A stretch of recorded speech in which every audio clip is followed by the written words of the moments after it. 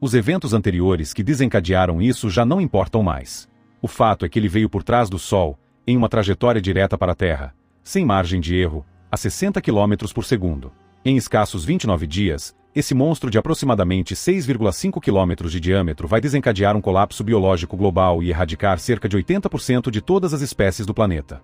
Ele não apenas causará uma tragédia monumental no impacto inicial, mas desmantelará completamente a estrutura básica da cadeia alimentar em questão de semanas. O mesmo Sol que por bilhões de anos nos trouxe a luz e a vida usou seu brilho intenso para nos ocultar a morte, mantendo o objeto em um ponto cego absoluto em relação aos nossos sistemas terrestres de monitoramento.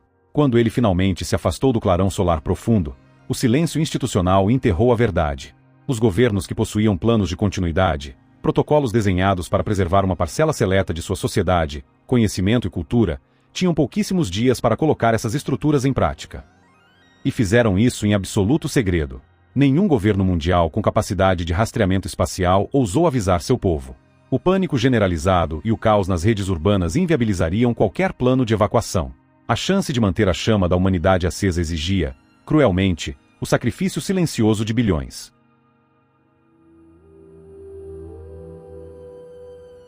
A mentira estatal, porém, tinha prazo de validade. Entre o 12º e o 10º dia antes do impacto, o monstro finalmente cruzou a fronteira do crepúsculo e se ofereceu à escuridão da noite. Não demorou para que astrofotógrafos e astrônomos amadores ao redor do mundo, limpando o ruído térmico de suas câmeras CCD acopladas a telescópios domésticos, notassem uma anomalia matemática impossível, um ponto saturado, brilhante demais, cruzando as constelações com uma velocidade angular assustadora. No 10º dia, o segredo estatal ruiu por completo. Fóruns de astronomia, servidores independentes e redes sociais foram subitamente inundados por coordenadas registradas em tempo real, órbitas simuladas em computadores caseiros e transmissões ao vivo gravadas em quintais urbanos.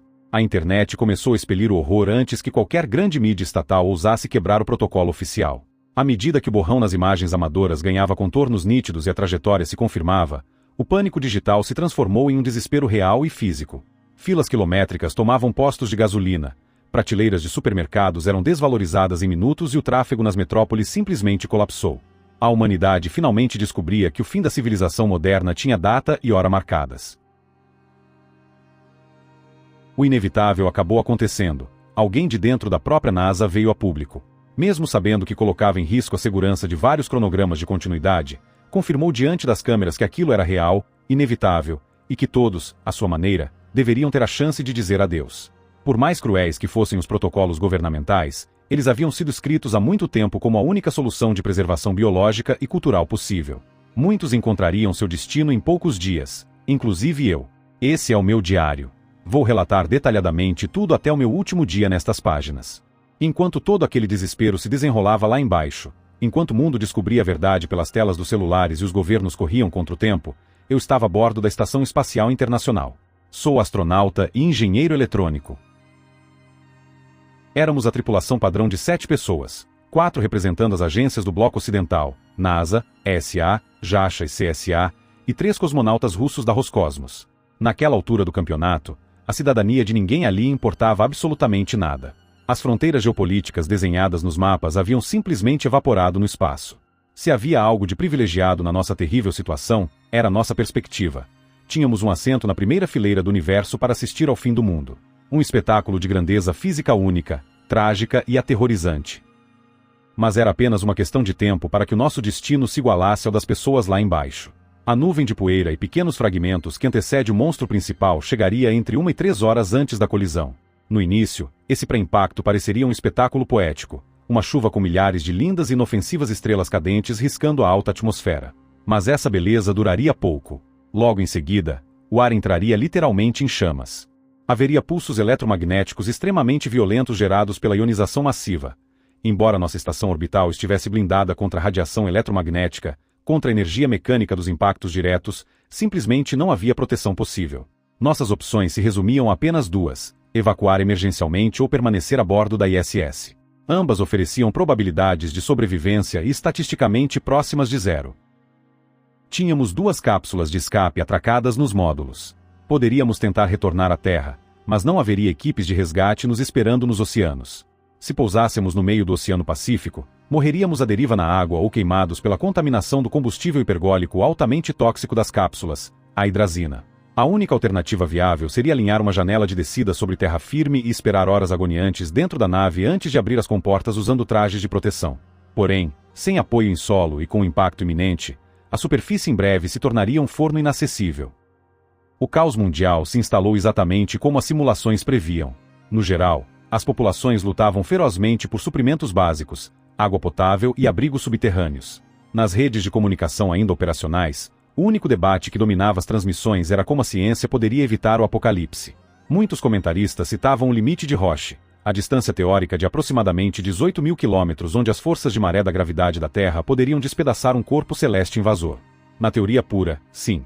Mas na prática realista, estávamos lidando com um impactador hiperveloz, composto por uma liga rochosa e metálica densa, que cruzaria essa margem espacial em questão de escassos minutos.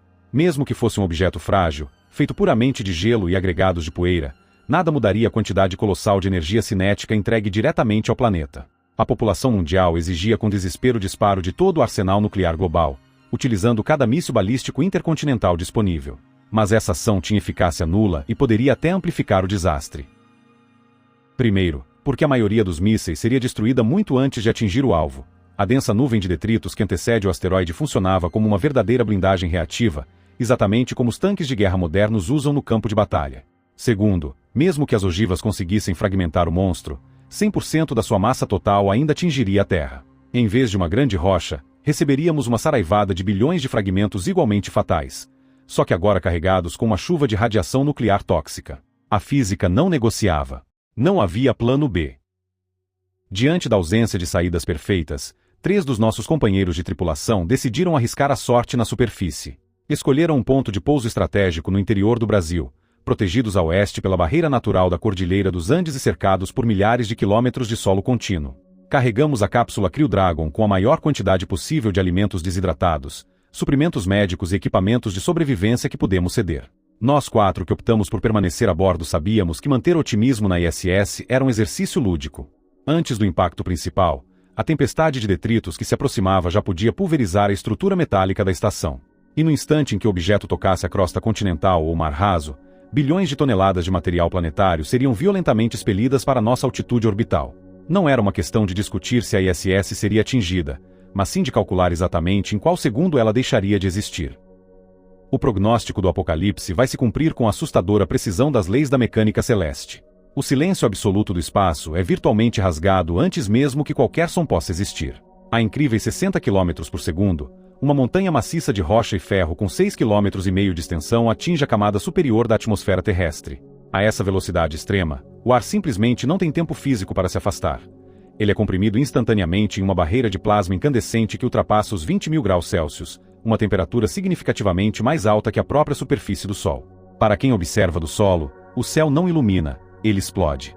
Toda a espessura da atmosfera é perfurada em escassos 1,6 segundo, deixando para trás um túnel colossal de vácuo absoluto e radiação cega. No momento exato do toque com o solo, o objeto não desacelera. Na física de impactos hipervelozes dessa magnitude, a rocha sólida se comporta como um fluido viscoso. Toda a energia cinética acumulada é convertida na mesma fração de microsegundo em níveis incompreensíveis de pressão e calor. O asteroide e bilhões de toneladas da crosta terrestre não são apenas fragmentados, eles são instantaneamente vaporizados. A onda de choque inicial viaja através da rocha continental a velocidades acima do som, enquanto uma bolha de radiação térmica pura vaporiza oceanos, florestas e cidades inteiras em um raio de centenas de quilômetros, muito antes que o som estrondoso da colisão consiga se propagar pelo ar. Uma cratera profunda de mais de 100 km de diâmetro é aberta em questão de segundos. Através do colossal túnel de vácuo aberto pela rápida queda na atmosfera, a explosão de retorno encontra um caminho de resistência nula. Uma coluna monstruosa de rocha liquefeita, gases superaquecidos e escombros incandescentes é disparada diretamente em direção ao vácuo orbital. Essa pluma de ejeção atinge e ultrapassa a velocidade de escape da Terra, arremessando o próprio solo do planeta para além da atmosfera. Por alguns minutos terríveis, a Terra parece expelir um vulcão de fogo de 1.000 km de altura, espalhando uma nuvem densa de fragmentos brilhantes na órbita baixa. O horror definitivo, porém, surge poucas horas depois. O material que subiu na forma de vapor e rocha derretida se condensa no frio do espaço em bilhões de pequenas esferas de vidro ardente, conhecidas como esferulitos. Puxados implacavelmente de volta pela gravidade terrestre, esses escombros começam a reentrar na atmosfera em uma escala verdadeiramente global. Não se trata mais de um evento localizado. o céu do planeta inteiro se transforma em uma cúpula radiante de calor.